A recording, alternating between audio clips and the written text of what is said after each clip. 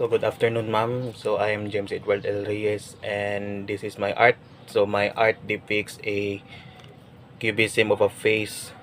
So the how can my artwork summarize my life? So ang life di ay for the past month kay lisod. So nagluwa ko tungod kay sa nasakit ko. Then kani ang ako ang kuan sa kuang art kay tungod kay gina-arrange pa nako kong sarili, ga-adjust pa ko sa kuang kuan kay dagkag kuan sa kung kuan na nausab kay tungod lagi itong sakit. So ga-adjust pa ko.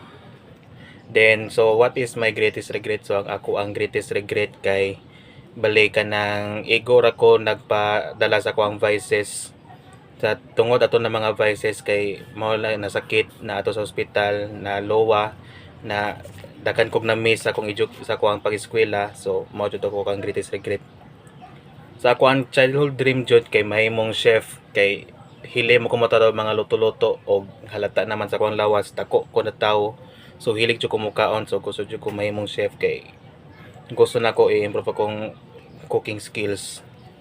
So ang advice na matod ko sa kuang younger self kay kanang dahan-dahan lang jud dili magpatintal sa istorya sa kuan uban nya kuan kanang kung unsay gusto nimo buhata di lang jud ka magpadala sa mga sungog sa kuang present self kay naa naman ta diri padayunan na lang nya kung unsay dapat usabon kung unsay dapat usay mali dapat kabalo jud ka nya sa kuang future self na unta wala ko nagkulang sa akong kuan kanang wala ko'y mali na buhat na nakaapekto sa imo.